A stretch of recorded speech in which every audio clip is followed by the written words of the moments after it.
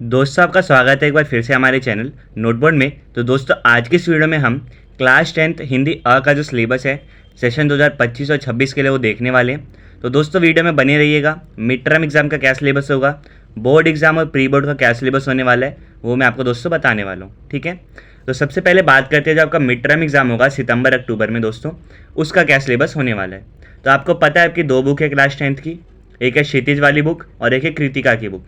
ठीक है, क्षितिज वाली बुक से दोस्तों कौन कौन से चैप्टर आ रहे हैं वो मैं आपको बताता हूँ। तो चैप्टर 1 आ रहा है जो काव्यखंड का है पद, चैप्टर 2 आ रहा है राम लक्ष्मण परशुराम संवाद, और चैप्टर 4 आ रहा है आत्मकथ्य। तो काव्यखंड में से ये 3 चैप्टर आ रहे हैं, कविता वाले चैप्टर हैं।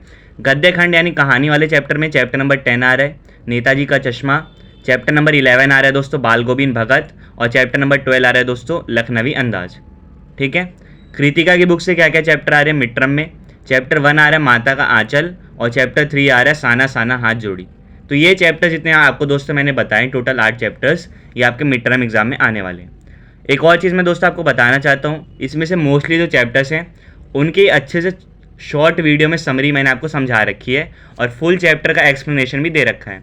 तो मैं उसके जो प्लेलिस्ट है उसका भी डिस्क्रिप्शन में लिंक दे दूंगा, आप वहाँ से जाके क्लास 10th हिंदी की जितनी वीडियोज़ हैं आप देख के ईजिली जो है पढ़ सकते हैं। ठीक है दोस्तों, तो ये दोनों बुक से आपके चैप्टर्स आ रहे हैं मिड टर्म एग्जाम में।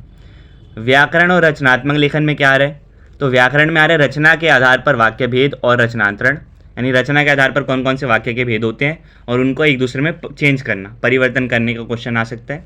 वाच्य और वाच्य को कैसे परिवर्तन करते हैं। पद परिचय दोस्तों।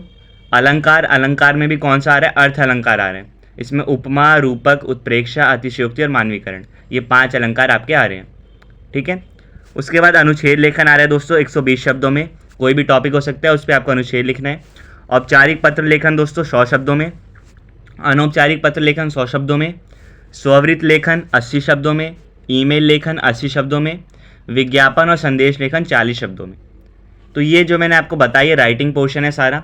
इसमें क्या होता है दोस्तों, क्वेश्चन चॉइस में आते हैं, यानी आपको 2 में से एक करना होता है। जैसे मान लो आपको विज्ञापन और संदेश दोनों दिया है, लेकिन आपके पास चॉइस होती है, तो आप या तो विज्ञापन लिखिए या संदेश लिखिए। ठीक है, लेकिन आपको करना क्या है कि सबका फॉर्मेट याद रख करना है। फॉर्मेट का मतलब किस तरीके से लिखा जाता है, टॉपिक कोई भी हो, बेसिक स्ट्रक्चर क्या होता है वो आपको याद करना है दोस्तों। ठीक है, तो आप इजीली इनको कर पाएंगे। उसके बाद दोस्तों अगला जो लास्ट पॉइंट है, अपठित गद्यांश और काव्यांश आ सकता है। ठीक है, उस पर बेस्ड फिर MCQ type question, written type question आ सकते हैं। तो ये दोस्तों आपको मैंने जितना बताया अभी तक, ये सारा सिलेबस आपको 6 सितंबर तक कंप्लीट करना है, फिर रिवीजन करना है इसका। फिर आपके जो मिड टर्म एग्जाम होंगे दोस्तों सितंबर और अक्टूबर में, उसमें ये सिलेबस आने वाला है। ठीक है दोस्तों, अब मिड टर्म एग्जाम खत्म होने के बाद आपको क्या पढ़ना है वो देखते हैं दोस्तों। तो मिड टर्म खत्म होने के बाद आपको क्षितिज बुक का जो चैप्टर नंबर 5 है, उत्साह और अट नहीं रही है, ये 2 पोएम है, ये आपको पढ़ना है। चैप्टर नंबर 6 है यह दंतुलित मुस्कान और फसल, ये 2 पोएम है, ये आपको पढ़ना है।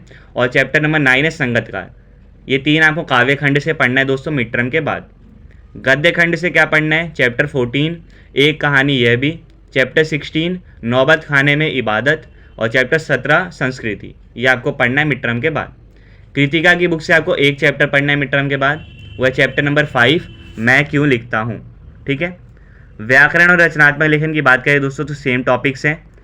इसमें देखो टॉपिक्स आपको क्या दिख रहे हैं, रचना के आधार पर वाक्य भेद और उसका परिवर्तन, वाच्य और वाच्य परिवर्तन, पद परिचय। ठीक है, ये आपको करना है। उसके बाद अनुच्छेद लेखन, पत्र लेखन, औपचारिक अनौपचारिक दोनों, स्ववृत लेखन, ईमेल लेखन, विज्ञापन लेखन, संदेश लेखन, और लास्ट है आपका अपठित गद्यांश और काव्यांश। ठीक है, तो दोनों में दोस्तों ग्रामर का टॉपिक लगभग सेम है। उस वाले में हमने अलंकार पढ़ा था, इसमें अलंकार नहीं पढ़ना आपको मिड टर्म के बाद। ठीक है, तो ये आपका पूरा दोस्तों सिलेबस है।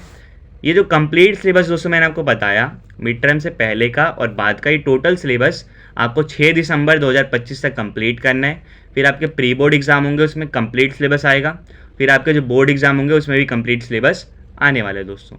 तो ये दोस्तों आपका प्री बोर्ड और बोर्ड एग्जाम का पैटर्न, पेपर का जो सिलेबस है मैंने आपको बता दिया। साथ ही साथ दोस्तों मिड टर्म का क्या सिलेबस है वो भी मैं आपको बता चुका हूँ।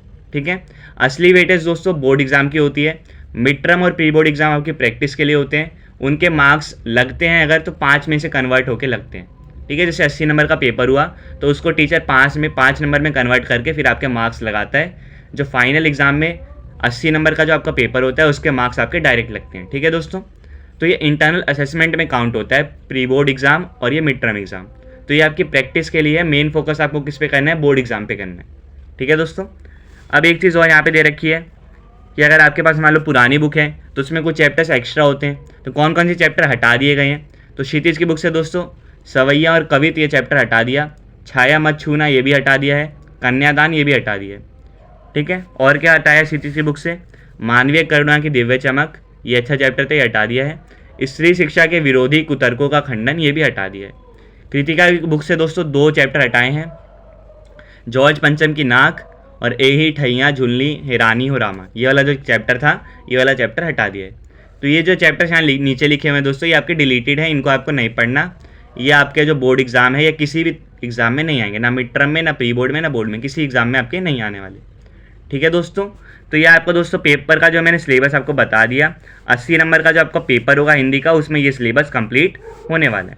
20 नंबर दोस्तों इंटरनल असेसमेंट के होते हैं, तो उसमें आपके दोस्तों वही मल्टीपल असेसमेंट, जैसे आपके मिड टर्म के मार्क्स लग गए 5 में से, प्री बोर्ड के मार्क्स लग गए 5 में से, उसके अलावा आपसे कुछ एक्टिविटीज़ करवाई जाएंगी, प्रोजेक्ट बनाने के लिए बोल सकते हैं। तो ये सारी चीज़ें होती हैं दोस्तों जो आपको करना होता है। तो ये दोस्तों हिंदी क्लास 10th का सिलेबस था सेशन 2025 और 26 के लिए। उम्मीद करता हूँ आपको समझ आ गया। इससे पहले दोस्तों मैंने बाकी जो सब्जेक्ट्स हैं जैसे मैथ, साइंस, इंग्लिश, इनके भी सिलेबस की वीडियो मैं डाल चुका हूँ चैनल पे, तो आप उनको भी जाके चेकआउट कर सकते हैं दोस्तों। और एक और चीज़, ये जो जितने चैप्टर्स हैं इनको अच्छे से मैंने एक्सप्लेन करा हुआ है। तो क्लास 10th हिंदी की एक प्लेलिस्ट बनी हुई है दोस्तों, बहुत अच्छी प्लेलिस्ट है, चैनल पे पड़ी हुई है। ठीक है, मैं उसका लिंक आपको दे दूंगा, तो आप वहाँ से जाकर उसको देख सकते हैं। तो आपसे फिर मिलेंगे दोस्तों नेक्स्ट वीडियो में। वीडियो को शेयर कर दीजिए। तब तक के लिए दोस्तों bye bye, see you again and thanks for watching.